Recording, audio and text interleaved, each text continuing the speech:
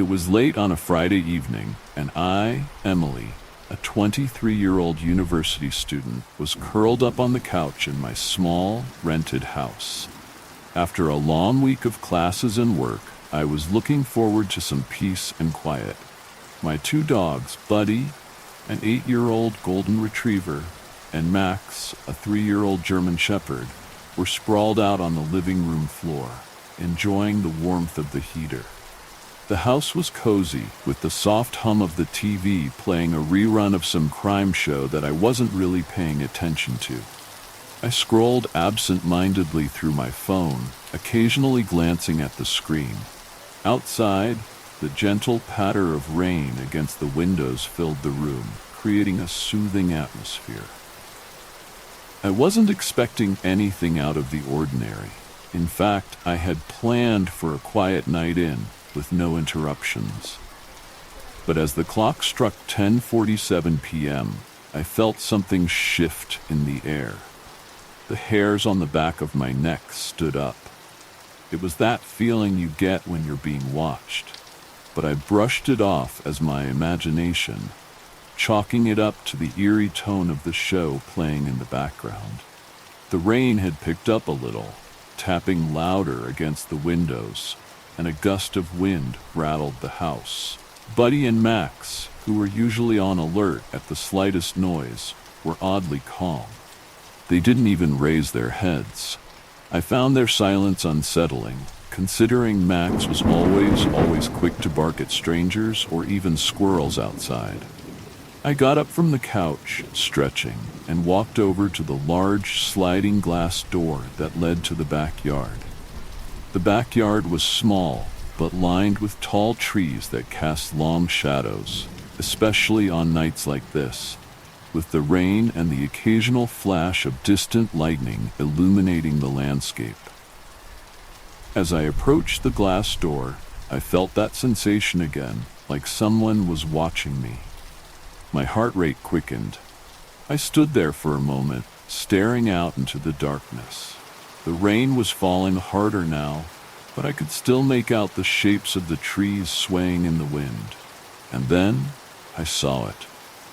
Standing just at the edge of the backyard, where the light from the house couldn't quite reach, was a figure.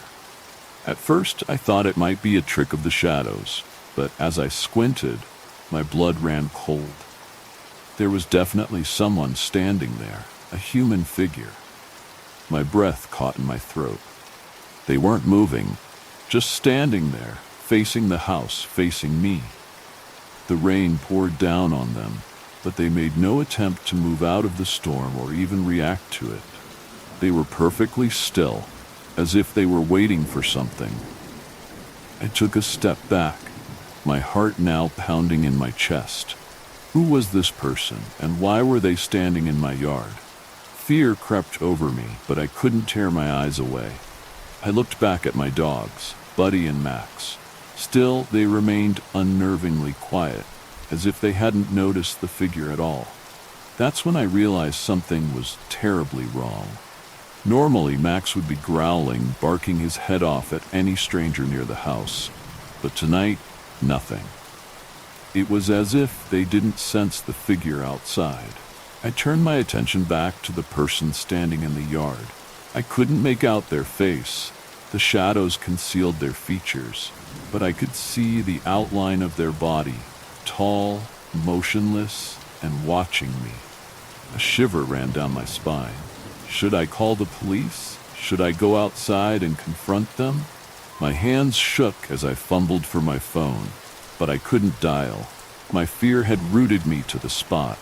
Instead, I just stood there, staring at this stranger in my yard, hoping they would go away, hoping this was some kind of misunderstanding. But then, slowly, they began to move. It wasn't the kind of quick, startled movement you'd expect from someone who's been caught where they shouldn't be. No. It was slow, deliberate. They turned around and walked away, disappearing into the shadows of the trees at the far end of the yard. The way they moved with such eerie calmness made my skin crawl. It was as if they knew I wouldn't follow. I stood there for several minutes, frozen in place, listening to the sound of the rain and my own racing heartbeat. The figure was gone, but the feeling of dread lingered. Slowly, I backed away from the glass door, my body trembling. I locked the door, double-checked all the windows, and sat back down on the couch, wrapping the blanket tightly around me. The dogs were still asleep, oblivious to everything that had just happened. I tried to calm myself down, telling myself it was just some weirdo passing by, someone who had no reason to come back. But deep down, I knew this wasn't just a random encounter. The way that person stood there, silently watching me, felt wrong. It felt intentional. I didn't sleep much that night. Every time the wind rattled the windows or a branch scraped against the house, I jumped. My mind replayed the image of that figure standing in the yard, unmoving, drenched in the rain, just watching. Since that night, I've been more cautious. I installed security cameras around the house, got better locks for the doors. But no matter how much I try to feel safe, I can't shake the feeling that someone out there is still watching, waiting. And every time the rain begins to fall, I find myself glancing at the sliding glass door, half expecting to see that figure again, standing at the edge of the yard, watching me in the darkness.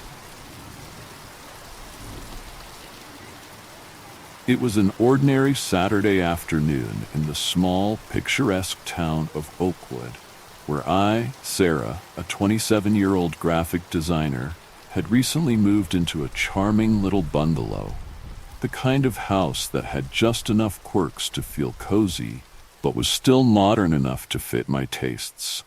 With freshly painted walls and a small garden in the front, it was a dream come true after years of city living. On that particular day, I decided to enjoy the sunny weather by spending some time in my garden.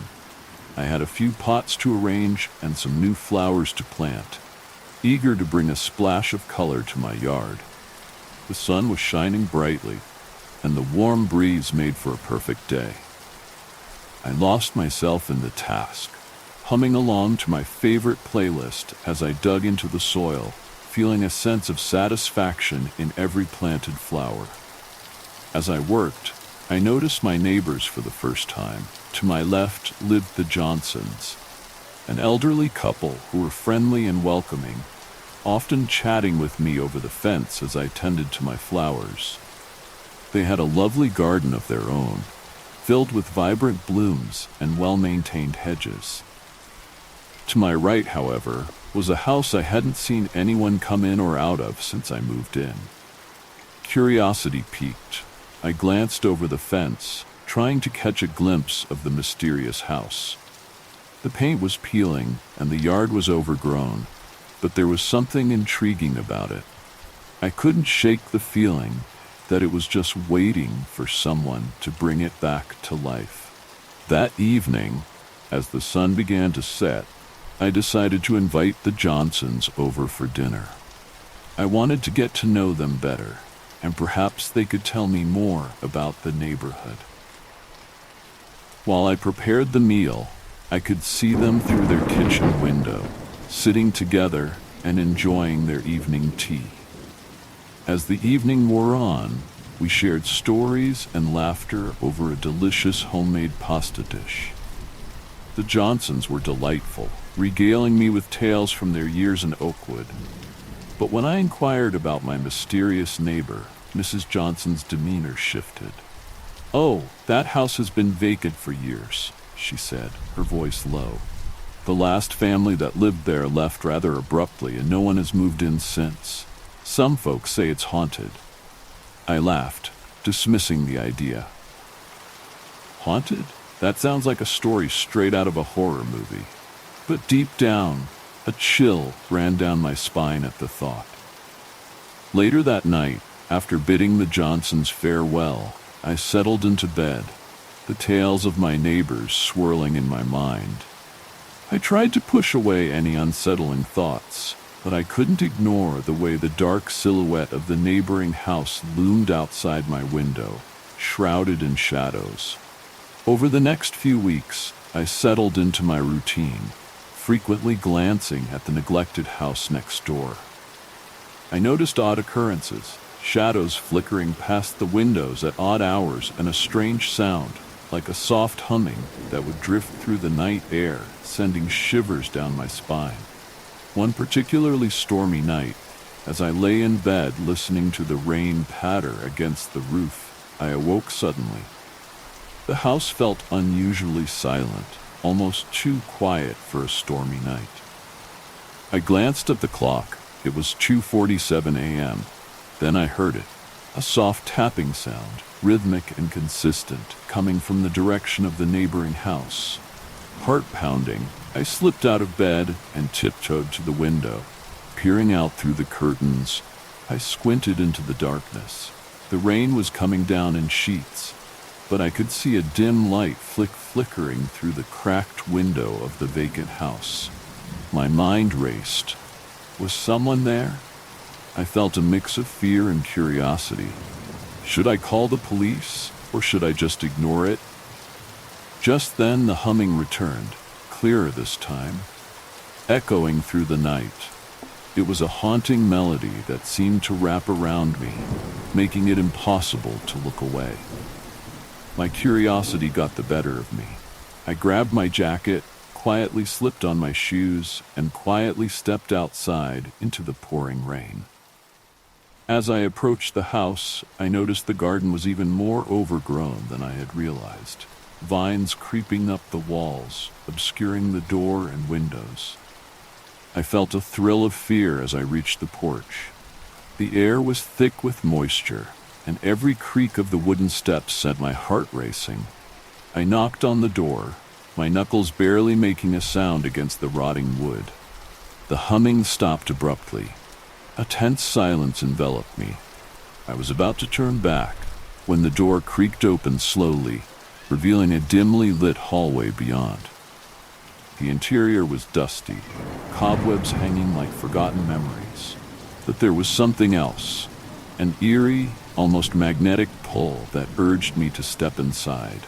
Just then, I caught sight of a figure in the hallway. A woman stood there, her hair disheveled and her clothes tattered. She looked at me with wide, hollow eyes, and I felt a chill run down my spine. "Help me," she whispered, her voice barely audible over the sound of the rain. "Please." I froze, terror gripping me. The stories of the haunted house flashed through my mind, and every instinct screamed at me to run. But something about her plea pulled at my heartstrings. "What do you need?" I managed to stammer, my voice shaking. "The music," she whispered, her gaze fixed somewhere behind me. "It keeps them away, but I can't play it anymore. Please, you have to help me." Before I could respond, the shadows behind her shifted. I could see them now, dark shapes lurking just out of the light. Panic surged within me. I stumbled back, suddenly aware of the danger. Without another word, I turned and fled down the porch steps, feeling the rain pelting my skin. I ran back to my house, slamming the door behind me, locking it with trembling hands. The rest of that night was a blur of fear and confusion. I couldn't shake the image of the woman from my mind. Who was she? What had happened in that house? In the days that followed, I noticed the house remained untouched, but the strange occurrences continued. I heard the humming more often, especially on stormy nights. Each time, I felt an inexplicable pull to investigate, but the memory of that woman's hollow eyes haunted me. I reached out to the Johnsons, asking them more about the house's history. They shared whispers of past residents, tales of lost love and tragedy, and I began to wonder if there was truth to the haunting stories. As weeks turned into months, I tried to ignore the draw I felt toward the house. I focused on my work and my garden, but every stormy night, when the humming echoed through the air, I felt the call of the unknown. One particularly stormy evening, curiosity got the better of me once again. I decided to brave it one last time, determined to confront whatever haunted the house. I donned my raincoat, grabbed a flashlight, and made my way to the porch. As I knocked on the door, it swung open, revealing the same dim hallway.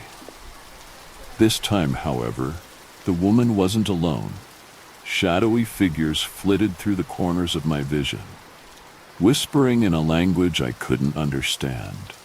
"Help us," she pleaded again, her voice rising above the whispers. Before it's too late. Terror washed over me, but I couldn't turn away. I stepped inside, feeling the weight of their collective sadness. "What do you want?" I asked, my voice trembling. "The music," she urged. "Find it. It's the only way to set us free." Suddenly, the house erupted into chaos. Shadows swirled around me, their whispers turning into wails. I stumbled back, my heart racing. In a moment of clarity, I realized I needed to find the music she spoke of. Whatever it was, it held the key to their release.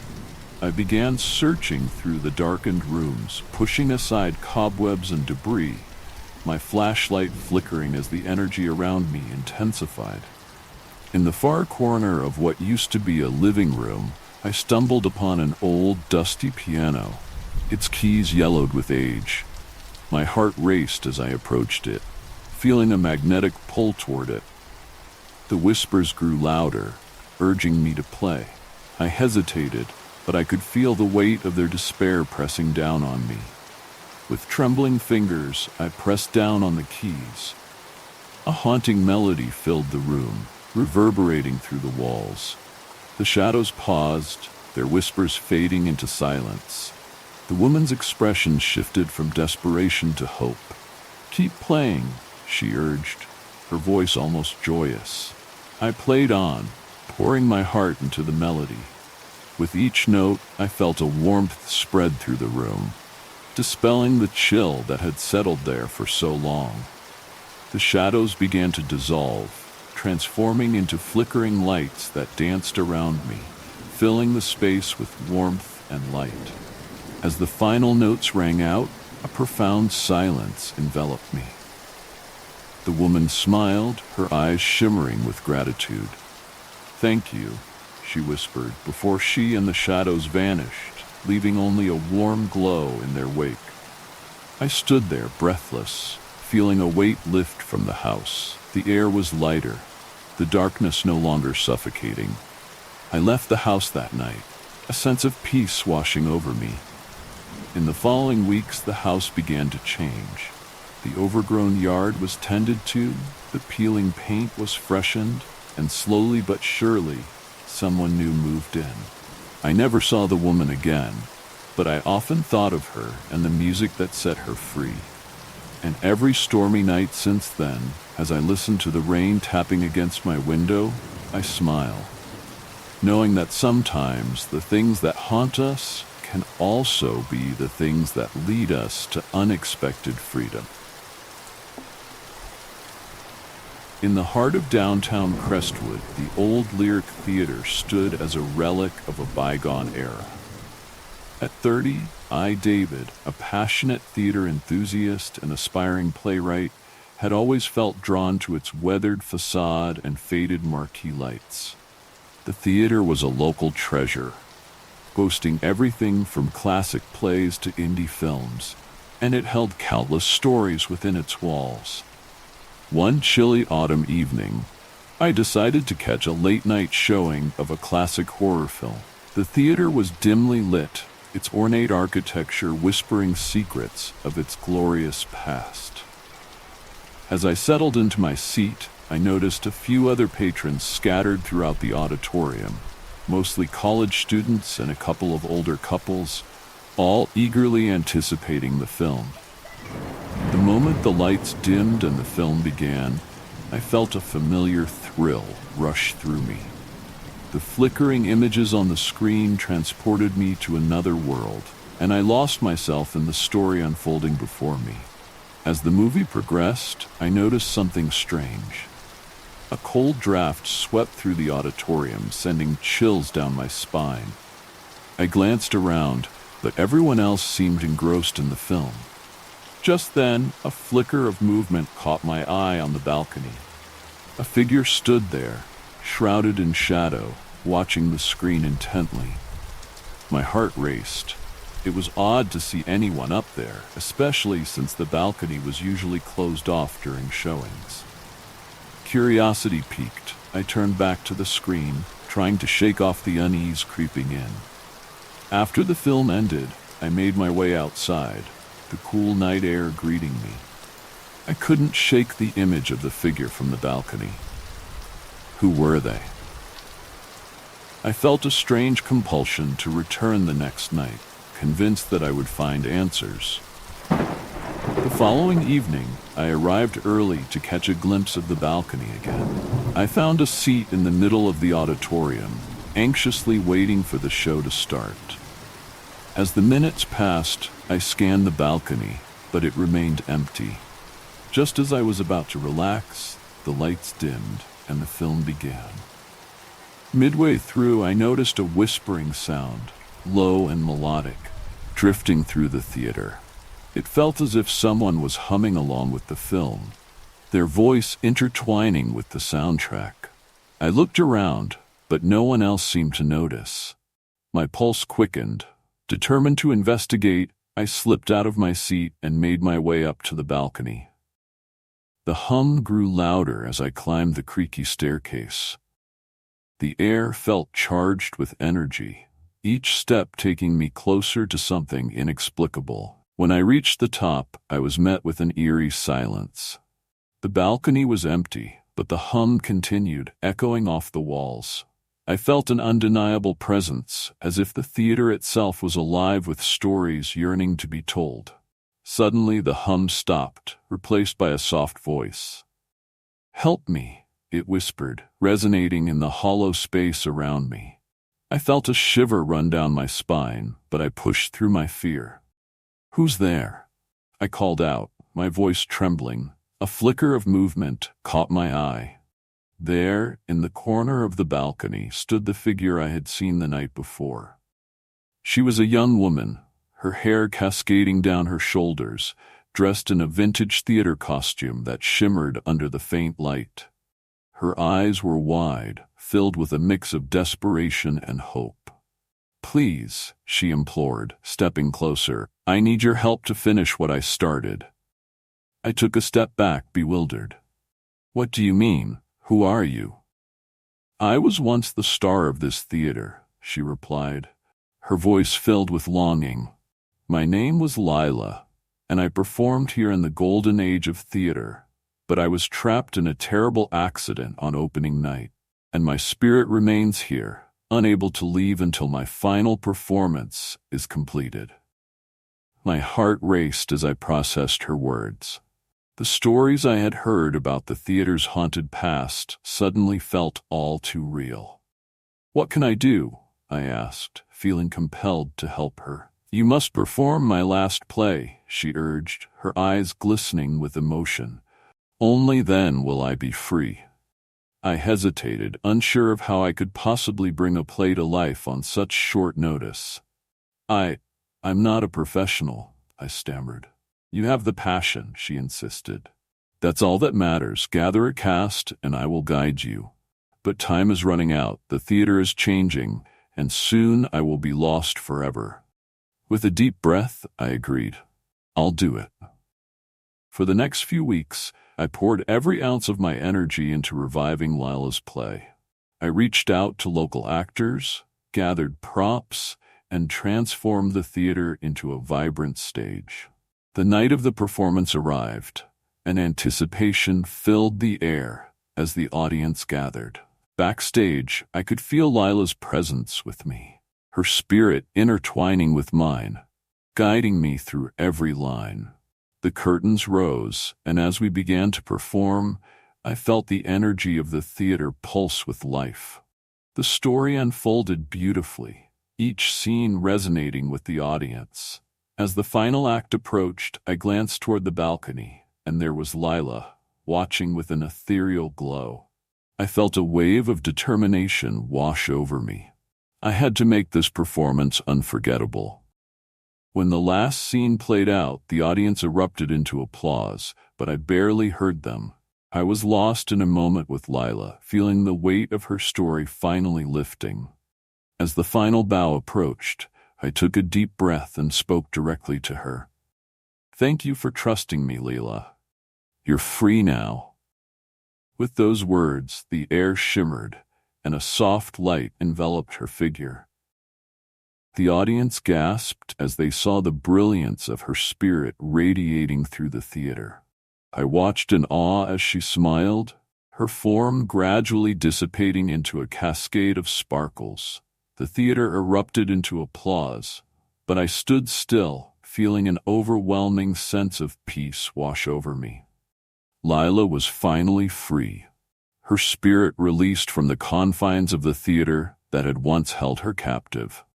From that night on, the Lyric Theater flourished, filled with vibrant performances and joyous laughter. I continued to write and direct, carrying Lila's spirit within me.